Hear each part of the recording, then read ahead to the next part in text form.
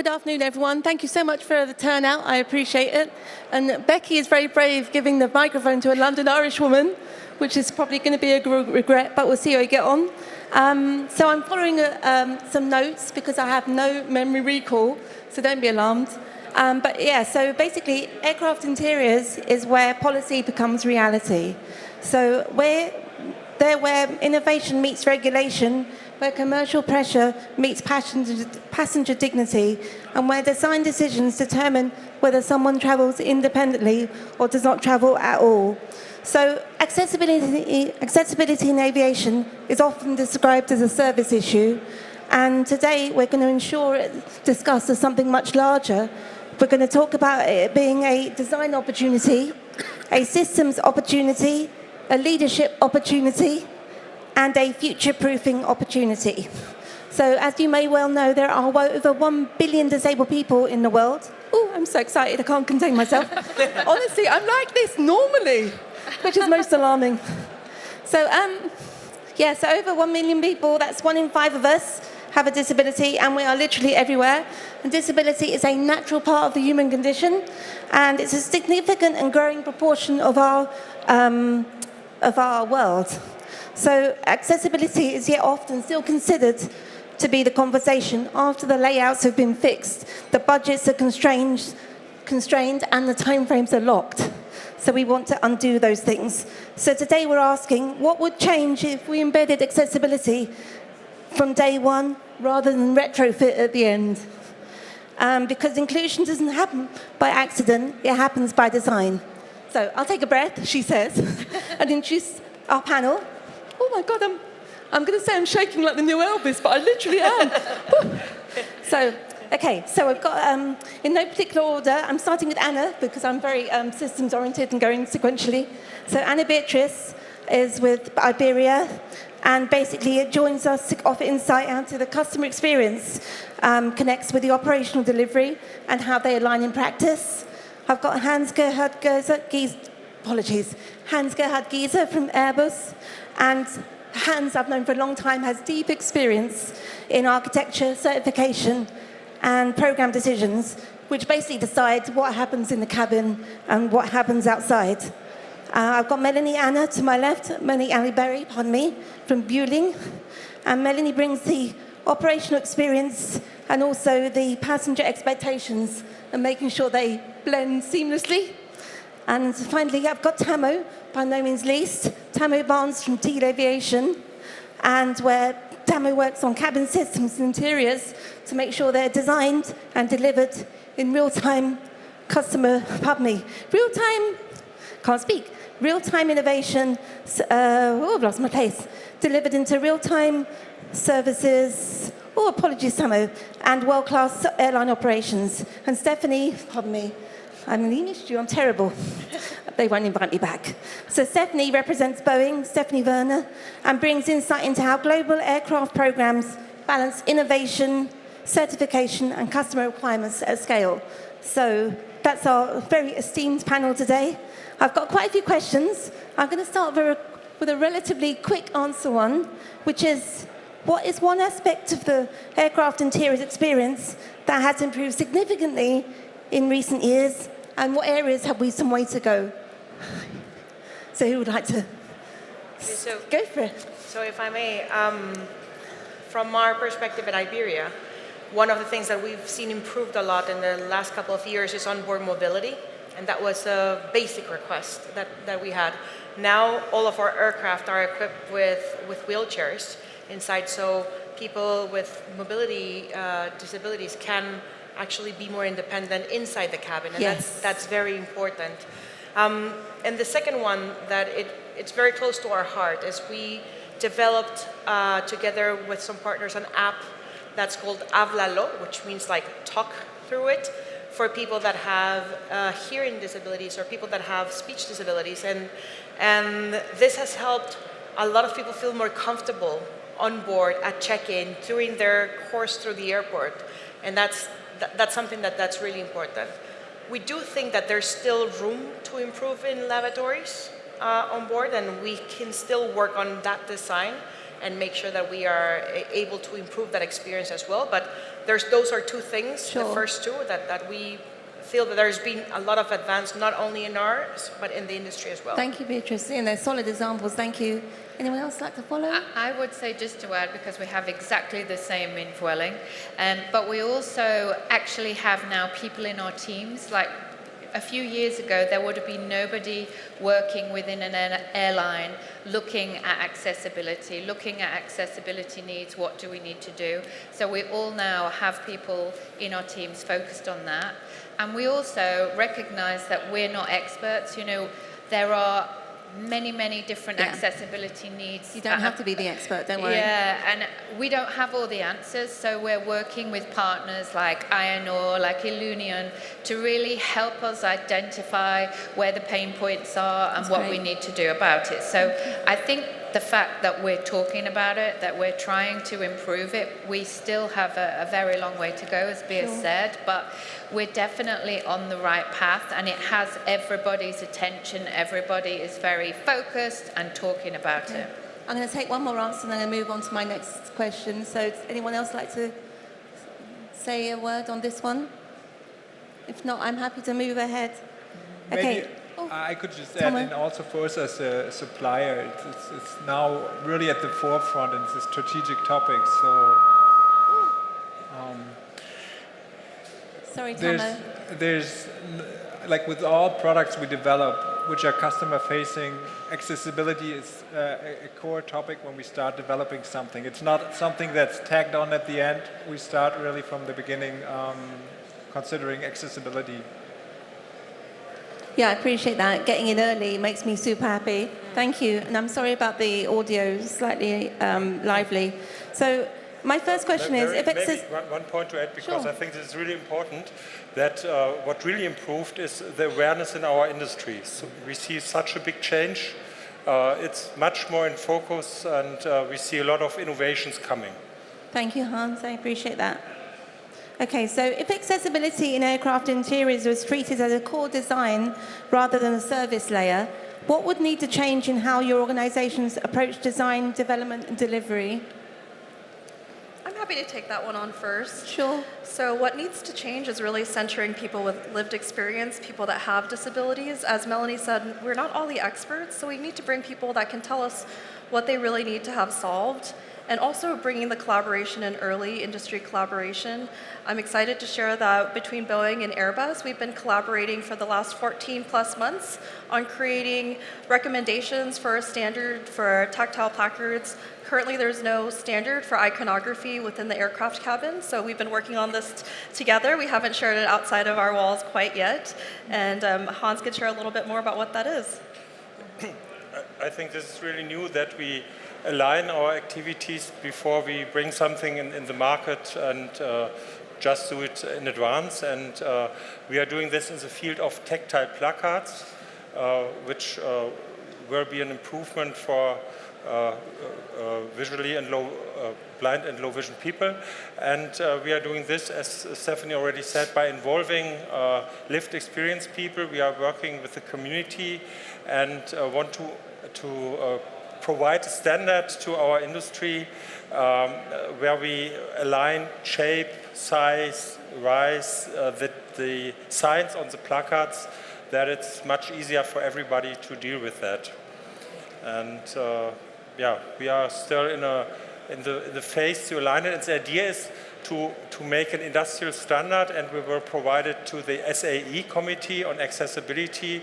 That's really referenced by everybody.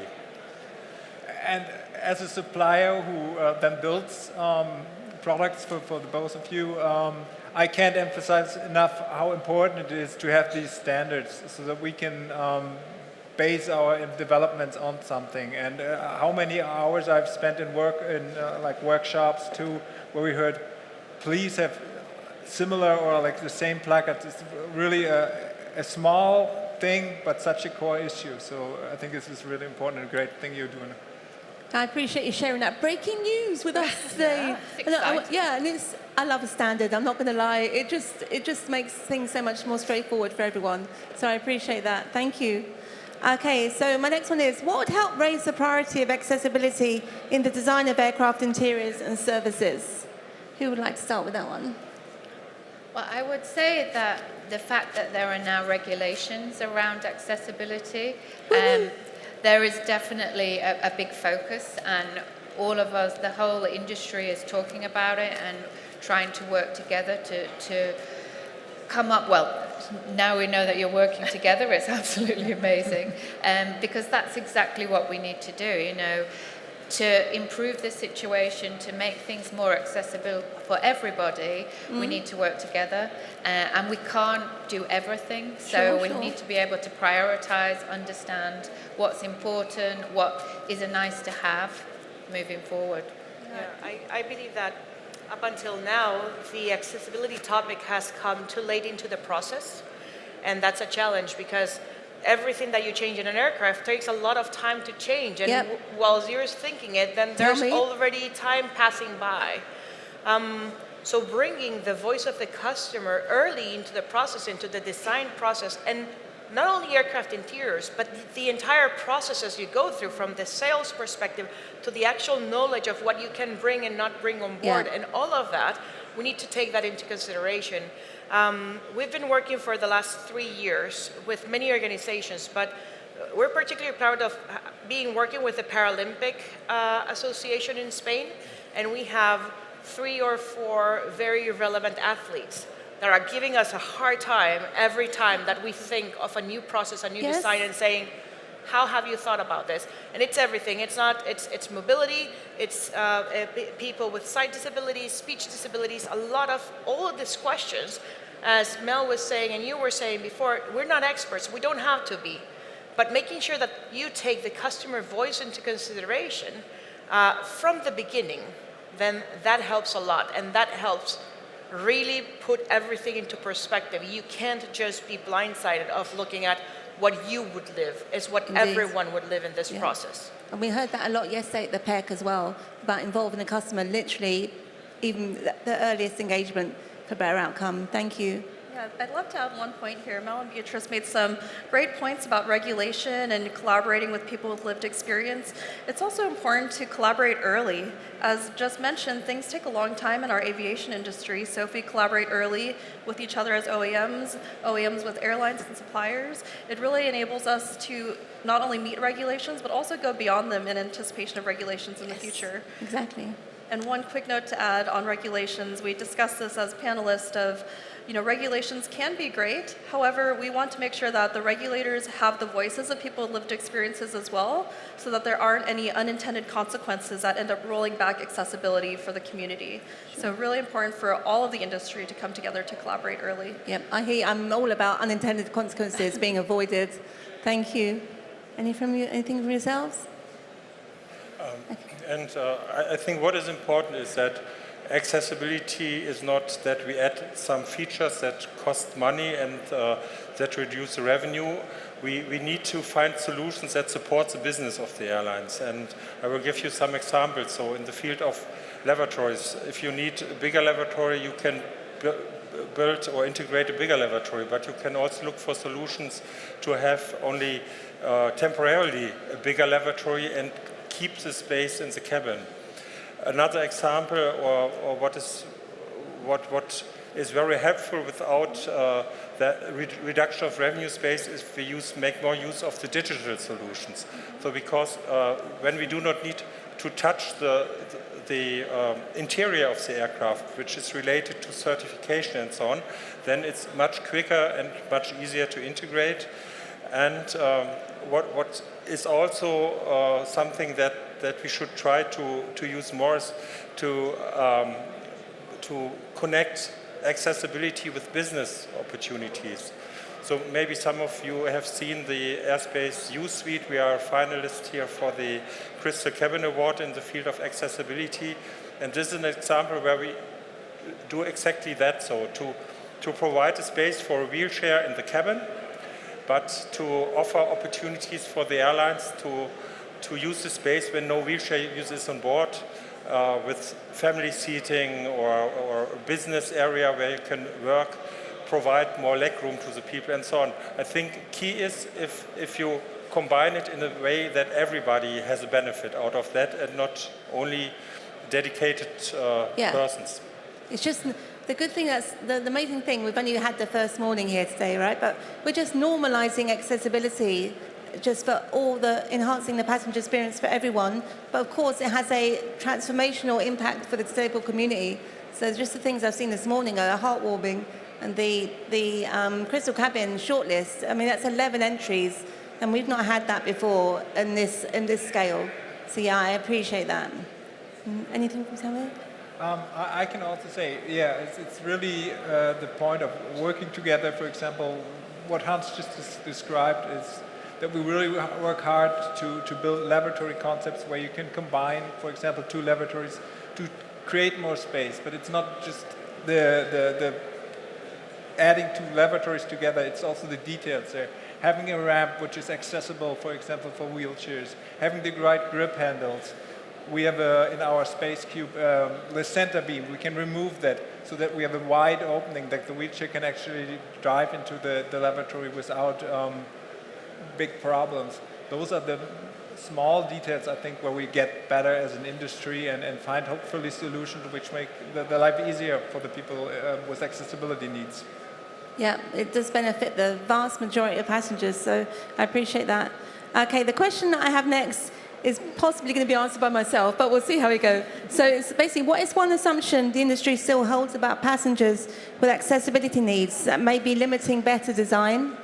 So people are welcome to speak, but I'm going to hop in, right, just to get in there. But when I talk about this question, people are sometimes nervous to answer. So as a person with lived experience, I'll answer it as part of the panel.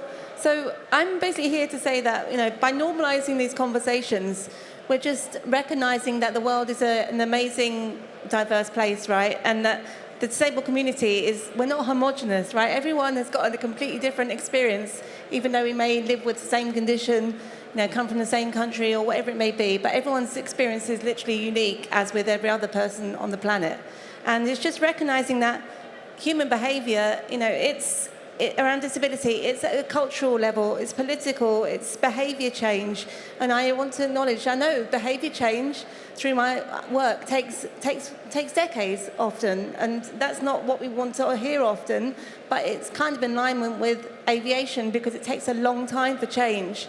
So, but what I'd like to think is when people start learning more about accessibility specifically, once you see something and learn something, you can't really unsee it and forget about it. So you carry that forward with you into your future projects.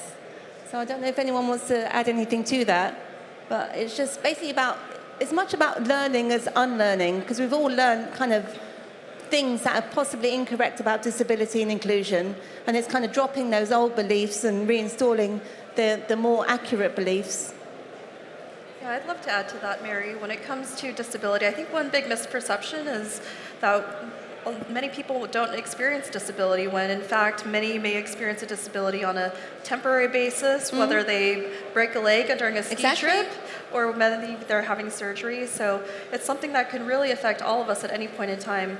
And so that's something that we certainly want to keep in mind as an OEM as we are designing for not only the disability and accessibility community today, but even for our future selves and our future loved ones. Sure, and the aging population, right, we know is growing massively. So we're serving both communities, the aging population and the disabled community, because if you're lucky enough to live long enough, you will naturally acquire disability just through aging. It's not a bad thing. It's literally part of the human condition. So, but yeah, I appreciate that. And the temporary aspect and the situational aspect are all highly resolvable with good, hardcore design. So thank you. Okay, my next one is really about innovation and opportunity. And I'm asking the panel, if we designed aircraft interiors starting with the most excluded passengers, what improvements would benefit more passengers, and which of those are achievable today? Well, if I may on that, I think that when we think about the most excluded passenger or everyone, I think we need to be simple. We have to be transparent of what we can and can't do, and be clear on the information that we provide, because uncertainty, when you already have, a challenge by, traveling the same way everyone does, and then you don't have clear information on what to expect, on what you can do or not, then that can be a really disappointing experience. For sure. So if I think on the person expectations? Exactly. It's what are your expectations? What do you expect from that? And if you're simple and transparent and clear about what to expect, not only would a person with disability benefit from that, but everyone would. Because there's a lot of times where we can have a lot of gray areas just because we don't think that's important enough. Yeah. But when you think about a person with disabilities, then you would make sure that everything is crystal clear and that the expectations are set of what you can and cannot expect. Because we will never be perfect for everyone, but you can at least have the right expectations set from the beginning. And I think just to add to that, what we really need to do is make sure that we build in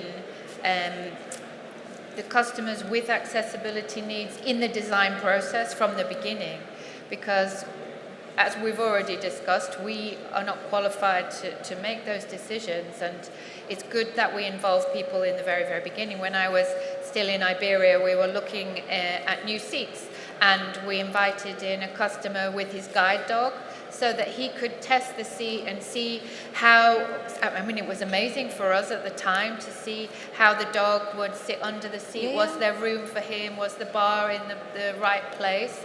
So actually, if you involve people from the very, very beginning, then you truly can build it into the whole process. Whereas, you know, right now it's kind of like we're trying to... It's a bolt on. Yeah, go back. But if we really and truly work together with all the different types of people, with all of the different types of accessibility needs, I think we can design something very, very good. We're never going to have something perfect for absolutely everybody, because we all have needs. We all have our own specific needs, whether they're visible or hidden. But I think we can build it in for future aircraft for sure. And how about support from other communities, like whether it's the wheelchair manufacturers? Oh, definitely. We have huge problems because some of the electric wheelchairs are so heavy that we need to work on ways because right now to get them on the aircraft is very, very challenging. They quite often have to be carried by several people, and we need to work together on solutions for that, on how we can look after what is your legs, isn't it? It's something that I know is really key for all of us to work on, but we need to work with wheelchair manufacturers to try and come together to find solutions around how we can do that. So I guess what we're saying is there's just so many moving parts to this, right? So the regulators, the national enforcement bodies, the wheelchair manufacturers, the people with lived experience, the designers, all the other component designers coming together basically and trying to uplift the service, which I appreciate is not always straightforward, but I think achievable, because we've made progress already in the last decade. So the fact that we're having this discussion today, I think, is testament that things have actually, I think, shifted emotionally within people that are providing this hardware to basically move people around. Regarding the involvement of wheelchair manufacturers, I think this is a very important point. We did a lot of research on how to bring a personal wheelchair into the cabin, and what we see is that there's such a wide range of wheelchairs, and it's not only about crashworthiness. So even if we have maybe soon a wheelchair standard that is certifiable, qualifiable regarding crashworthiness requirement, which is really the big step if this is achieved, you still have a cabin that is very small, and we can't accommodate in a cabin all weights, all sizes of wheelchairs, and I think this is why we do not only need to adapt the aircraft, the operations, the processes. We also need a counterpart with the wheelchairs that they are adapted to the limitations we have in the cabin, and I think this is an important topic if we want to have it in the future, that we don't have anymore the big wheelchairs in the cargo. The big ones will probably still be in the cargo, but that we have also the opportunity to have a wheelchair in the cabin. And I mean, while people are here, I mean, we have prototypes for wheelchair in the cabin solutions that are like, you know, we have solid demos, and there's a demonstration on the Collins stand if people haven't already visited it, and there's other solutions from Delta Flight Products, who I know are not here this year, but the wheelchair in the cabin is technically achievable, but we just haven't got that far yet. But it would appear that it is doable, and we've made progress so far. Thank you. Okay, my next one is, okay, from your perspective, what is one practical change organisations could realistically start within the next 12 months to embed accessibility into aircraft interiors? And also, I want the audience to take this question away themselves and just deliberate on it. So, you know, what could you do as an organisation, as a person, to progress accessibility based on your learnings this week? I think one great area that organizations can start is evaluating where their aircraft cabins are today, where they're missing opportunities to be more accessible, and that involves bringing people with lived experiences in to help them evaluate their cabins and help them understand what's missing and what could be improved, but also help them understand what's working well that they should continue doing. So I think first is starting out and understanding where you can improve. Yeah, just starting is always good, right? Sometimes it's scaring to start. So, I think it would be good as an industry. You know, we've talked about standards and we have regulations, but maybe it would be great if we could agree a set of best practices in terms of the good thing, the things that we should be working towards, the things we should be working on together. If we could have some best practices, I think it would give everybody a kind of a boost, an extra push, because there are so many different types of accessibility needs that it's trying to prioritize what's important, where to focus. You know, there's digital, there's the interior of the aircraft. There are so many different aspects. I think if we could have a set of that guidelines just to start it would people really off help. and continue the discussion. But also, just to go back to your point there, the prioritization actually varies even during the customer journey. So what is important to you at the beginning of the journey from an access perspective may not be the same throughout your journey. So it's all highly personal and different between each passenger as well. Thank you. And Mel, I've got something exciting to share to put a plug out for something that we have published. I love a plug. So Boeing has been working with Teague quite a bit on design research with the accessibility community. It's a multi-year research study with over 100 participants with lived experience so far. And on our website, on Boeing.com, we have these design heuristics, which are design best practices that you can incorporate with your team, looking at the different disability groups. So that's something that we know some organizations have printed out and posted in their rooms and used as a reference. And that is work that we've done, again, with Teague based off of working with the different disability groups, everything from blind, low vision, low mobility to wheelchair users, etc. So I'll send you a link, Mel. No, definitely. That is super helpful. Everyone in this room could benefit from that, Stephanie. Thank you. Hi, Tammo. That's definitely great. Another thing I think to add is also reach out maybe into your company, because in a lot of companies, small ones and big ones, there are people with disabilities who work there. Reach out to those people and involve them. They're happy to share, and this is something we have done at Diehl Aviation for sure. Also, in every bigger city, there's accessibility work groups, and don't be afraid to reach out to those, because they're really eager to work with you, and they will tell you what's working well with your product and what's not working well with your product. So I think that's definitely something which is worth doing.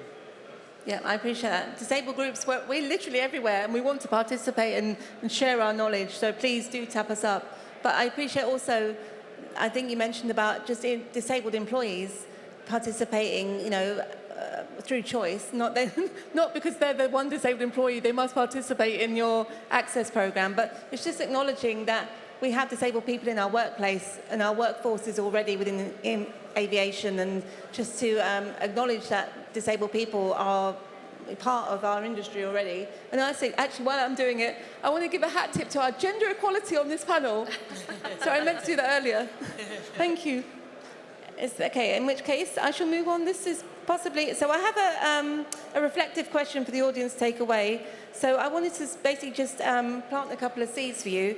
So I would ask, at what stage does accessibility enter your organisation's process today? And secondly, what would need to change that to move it up earlier?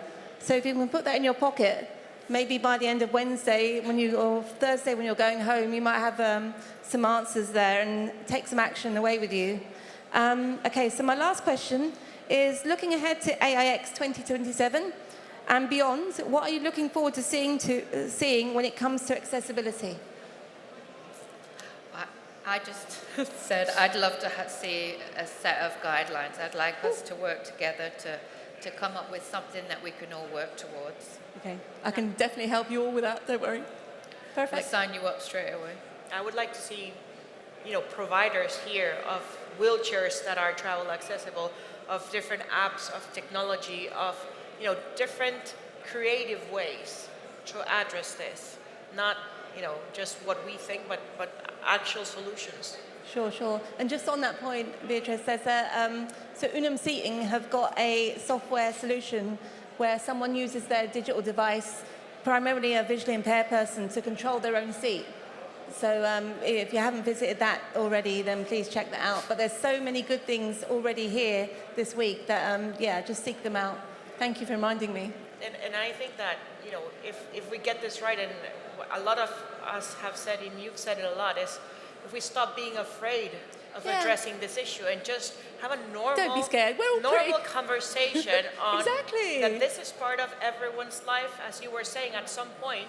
So, just make sure that you are able to make solutions based on that. They will not be perfect, but that's better than what we have today, that it's close to nothing. Yep, no, thank you. Hans?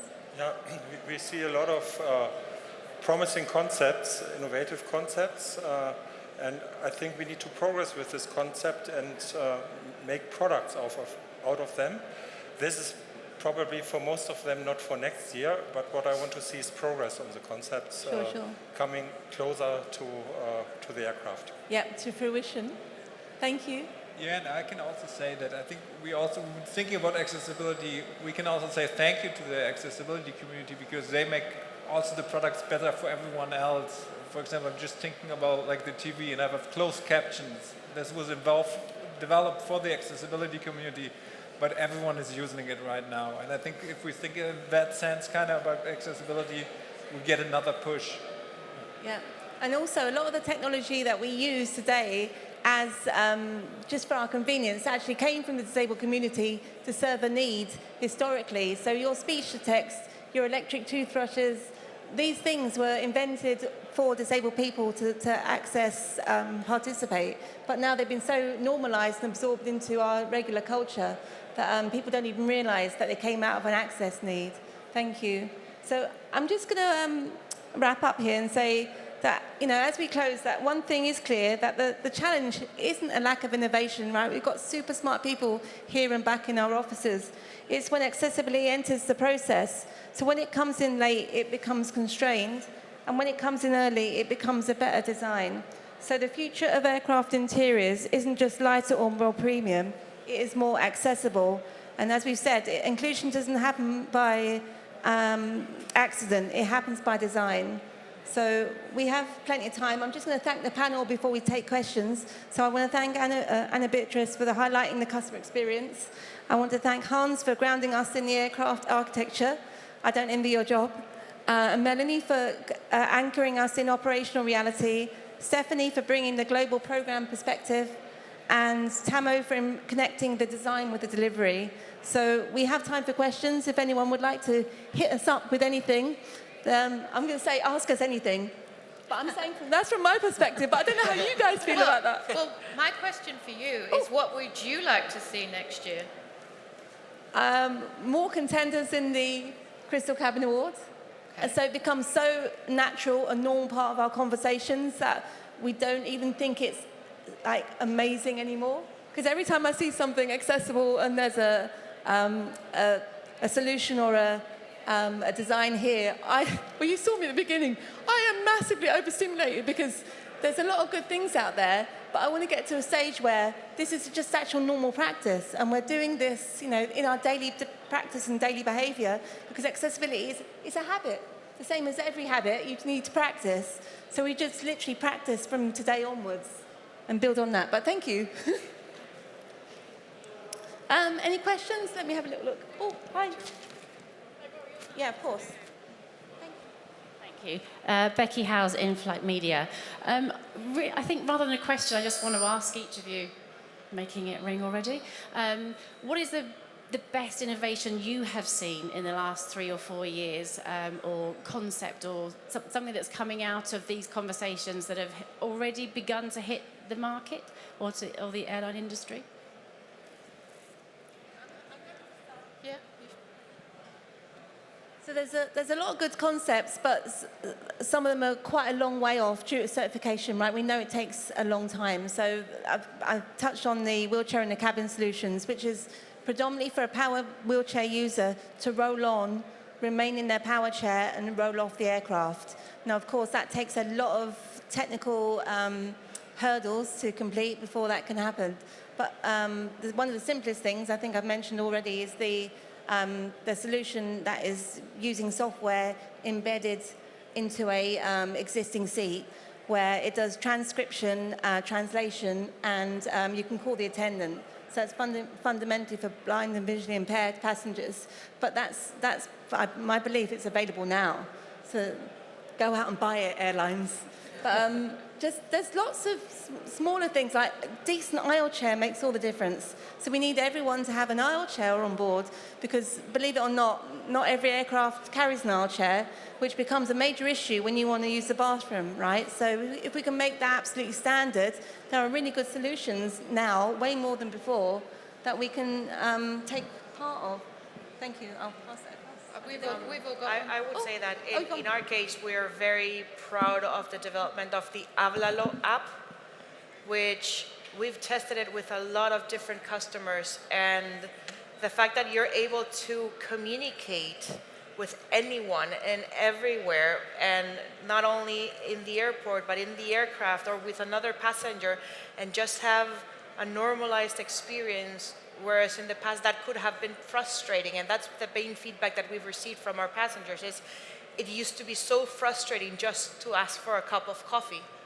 And now this app can, do it in 2 simple steps. And we believe that should be a game changer for everyone, and that's available already.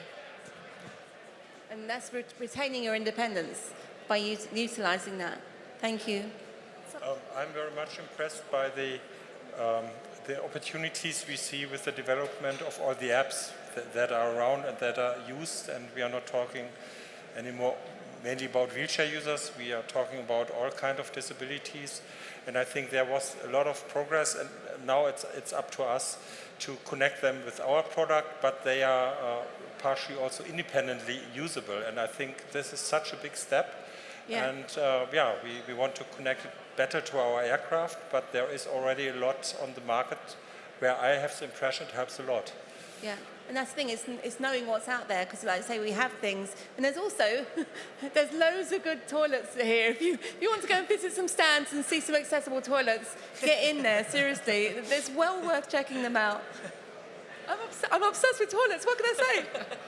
I'll have one innovation that I'm really excited about. It's still fairly new. It's the digital bag tags. It seems quite simple, but it's quite complex when you're a passenger that has to communicate your needs over and over again with multiple airlines, multiple airline employees.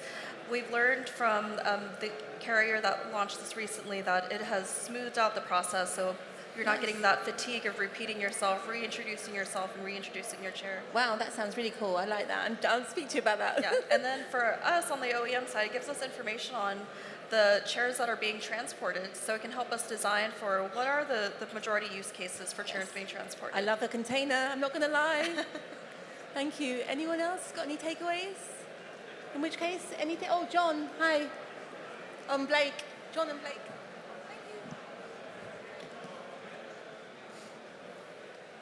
Name and company, please. John Morris, wheelchairtravel.org. Thank you, everyone. And Two questions.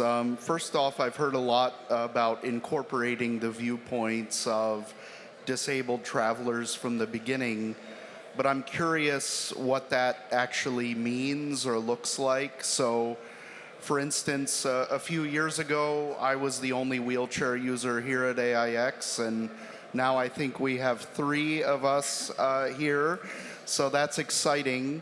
But I think that sort of sourcing feedback here on a stand when you've already produced a concept is not actually incorporating that from the beginning. So how practically can we achieve that? And then secondarily, maybe it's a point, I don't know if anyone here is comfortable taking this on, but we don't actually see sort of continuous improvement in every area of the aircraft cabin on accessibility.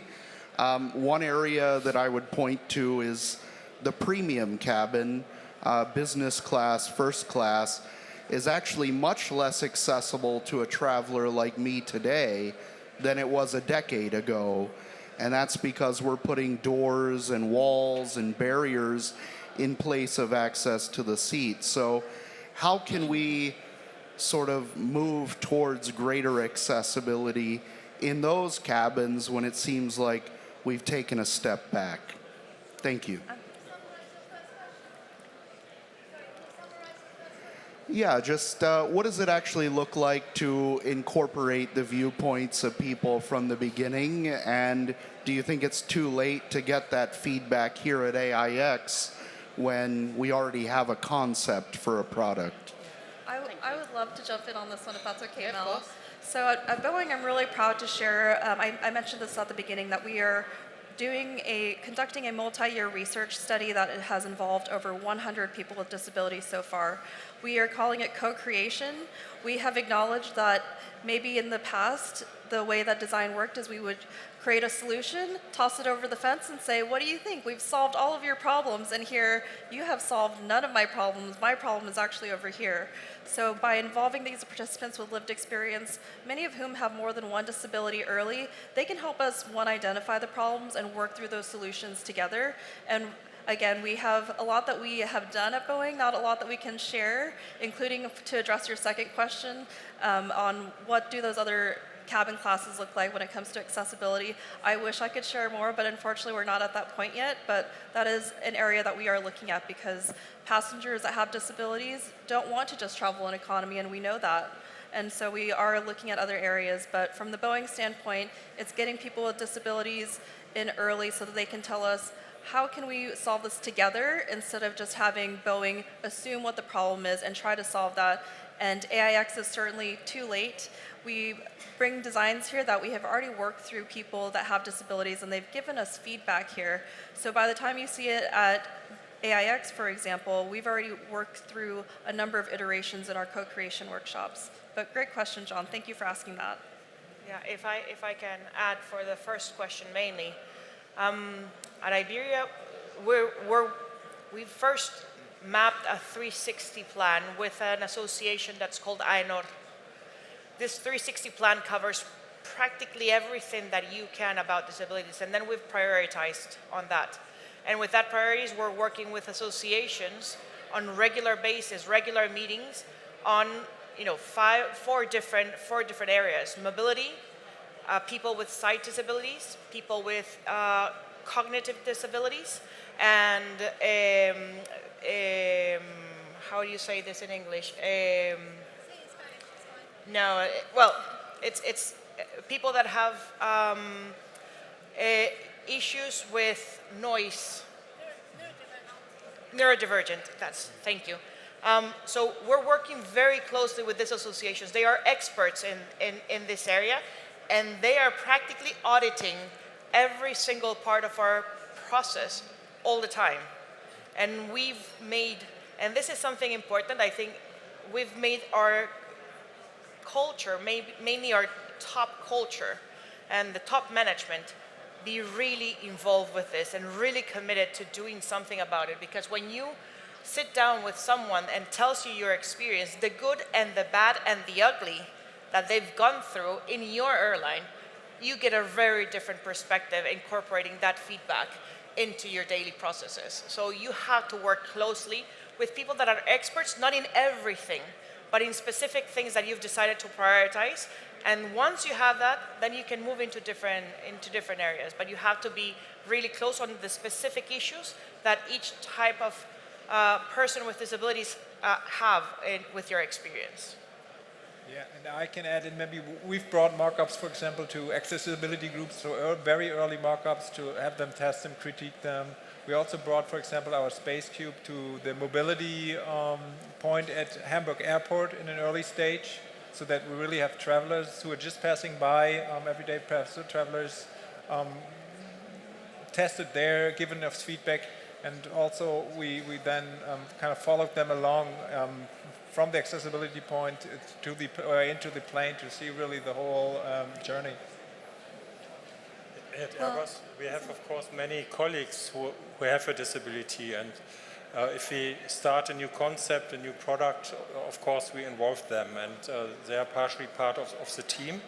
They also help us for testing, but we also work with the community, with advocate organizations around, and if you see here a new single aisle mock-up at our booth, it was tested before for several transfers with different kind of needs of wheelchair users, for example, but also tested at the same time with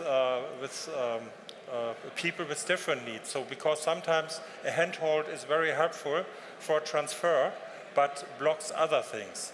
And this is what we try to cover in early research and early involvement of people, that we find a good balance between the different needs. And this can be only done by involvement of people with lived experience in a very early phase. Thank you, Hans. And we've reached our limit on our time, so thank you so much for your contributions. I really appreciate it. Thank you for coming and listening. I hope you can put things in your pocket and start learning from today onwards. And yeah, have a good day. Thank you all.